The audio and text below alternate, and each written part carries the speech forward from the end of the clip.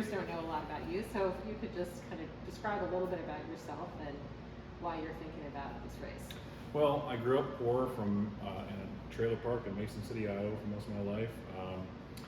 My dad was a factory worker. My mom was a daycare teacher. And the only reason she was a daycare teacher is that's the only way we could really afford daycare, besides going to my grandma's house.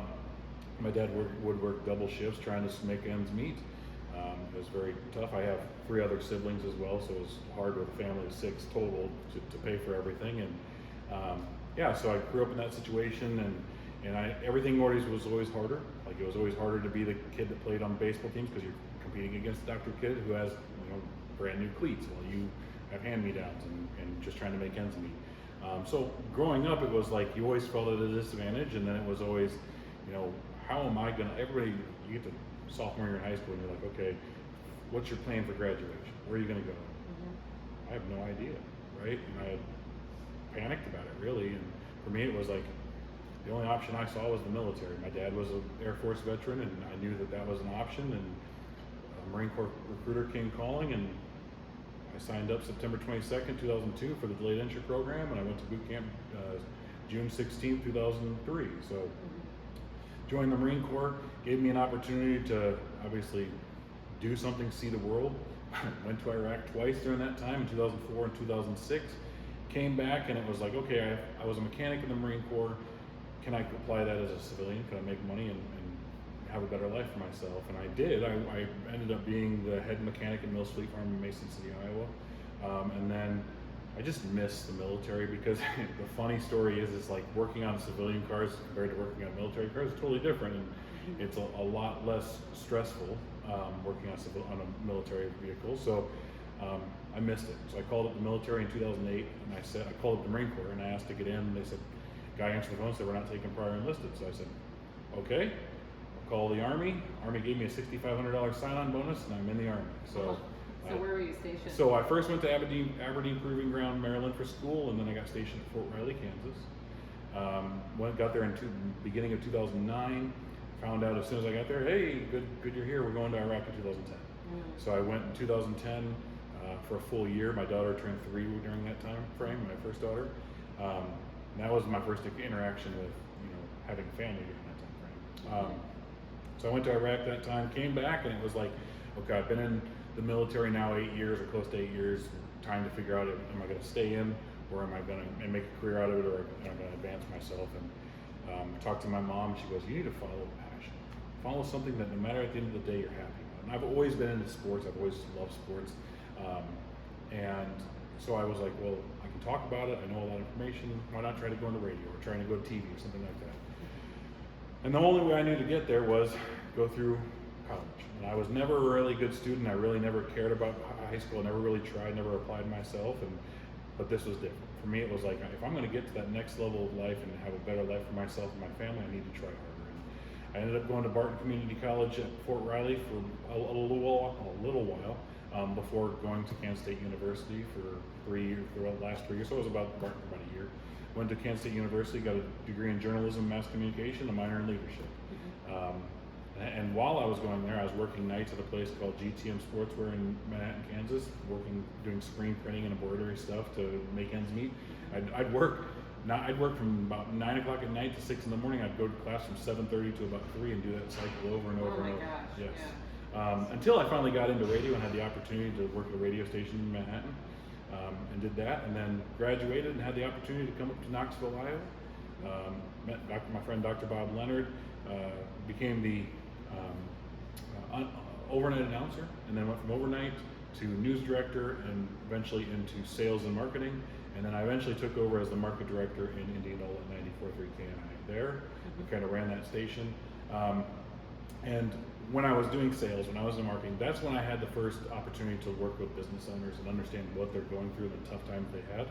Where I'd work on off-site of work, I'd work on, I'd do like videos for them and help them out any ways I can, do voiceovers, things I could do to help them on the side with their videos and just marketing, because I listened to their sob stories and what they were going through. And that transpired to where I am now with Knoxville Chamber, because I had a friend that was a business owner in Knoxville that I worked for, and brought people to his business and done what I could to market them, and they knew how much I cared and how good I was at that. So he asked me if I'd put my name as the executive director of the chamber. Took over in May of 2023, and I've been doing that ever since. And we had nationals every year we deal with a lot of people and marketing their stuff, but then we had Ragbri last year, and so for me, I've always just been very passionate about helping people and I didn't develop that really until later after I got out of the Marine Corps, was in the military, was learning what people are going through and the difficulties they have, and obviously me being in a poor community, in a poor situation growing up, you have the heartstrings there where you understand what people are going through and how hard it is. I know more than anything how hard it is, and so when I'm talking to business owners about the difficulties they're going through, like it's an opportunity for me to help. And if I have ways that things I can do to help a business, that's what I'm going to do, and that's what I've always done. So that's where I am now, and that's where I got to, and then this opportunity arose, and for me it's an opportunity to again go back to the working class. I get to fight for the working class. I get to fight for people that are doing everything they can to survive. So being in the military and in local broadcasting, you can't really be very political in either of those roles. I mean, would you say that you have been interested in politics for most of your life? Who are some of your political heroes? Well, growing up, I was always, it was interesting for me because, like you said, I talked to a staff sergeant I went to Iraq with, and he actually put me up for the board to be a non-commissioned officer. And when I talked to him recently, he was like, you never talked about that stuff. And I said, because I always hold myself, like I'm just a person that I believe in the beliefs that I have, and I don't push that on somebody else. And I've always been passionate about what it is, but I feel like people that have stood out recently for me, I'm a big fan of Pete Buttigieg. I think that he's one of the guys that is very quick-witted with how he talks, and I think that's what we need. I think we need people that are not afraid to respond and need the way they need to be responded. I wish more people would have had that voice to be able to stand up. Tom Harkin, I remember meeting him when I was probably 5 or 6 years old as a kid. My dad was a big supporter of his and loved him, but in general, I never painted politicians as heroes to me. I just painted them as people that are hopefully working for us and representing us the way they're supposed to. It seems like it hasn't been that way for a while, but so I never viewed them as heroes. And then why this office rather than running for state legislature or county supervisor or something? I think this is the best opportunity to help Iowans, like help Iowa people at a federal level and get things done. I think when it comes to the issues that the working class are going through, looking at better wages, better benefits, health care, things like that, it's a better opportunity to help that now. I'm not trying to help people 10 years from now. I'm not trying to help people 20 years from now.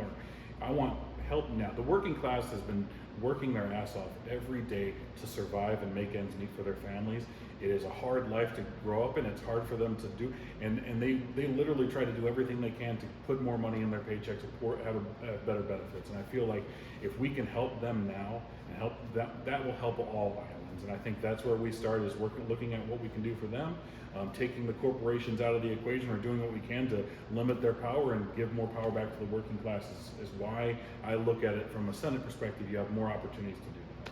And are you planning to still continuing your job with the chamber? So as of now, yes, I can continue. I plan on continuing on doing it because, again, I have a passion for helping small businesses. This is what I like to do, and hopefully I can continue on doing that. Can you talk a little bit about deciding how to identify whether you run as an independent or a Democrat? So for me, I've always been more in the middle, mainly because for the longest time, there's never been, especially Iowa, I don't feel like there's been a lot of people that have stood out as somebody that's the reason I need to do that. That's the party for me. And I feel like there's been a lot of, especially recently, a lot of people on both sides that are playing to the extremes. And I feel like there's a lot of people in Iowa that are in the middle looking for that representation. And I've always veered more left, and I've always believed in the betterment of all, and obviously working for the working class, that's a big thing for me. And so I want to be the politician that gets people to go back to the Democratic Party and understands that I'm a different Democrat, and I'm going to stand up for you, and I'm going to fight for you in ways that nobody can, because I know what it's like to be in your shoes. And so I think for me, it's exciting. I think I'm really excited to have the opportunity to be a different Democrat and stand out in different ways, because I think that's what Iowa needs right now. And you would potentially be in a primary against possibly one or more state legislators. And what would you say to voters who are thinking, why should I take a chance on this guy who hasn't held office before? Because you have people that you've already had the rinse and repeat recycle of the same Democrats or the same people over and over, the same politicians saying the same things and nothing's changed.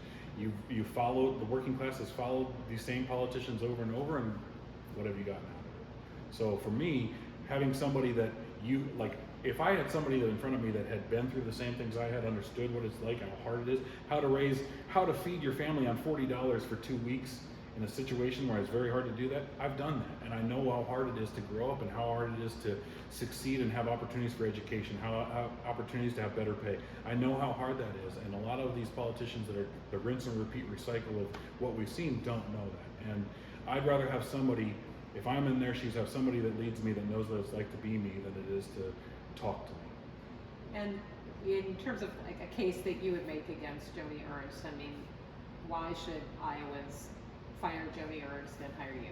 Well, you look at Joni, I feel like she's just a total line Republican. I feel like she's somebody that votes down party lines regardless of how she actually feels. I don't think she thinks that Pete Hegseth was qualified for the position she's in, but she followed the line, toed the line because she didn't want to be primary.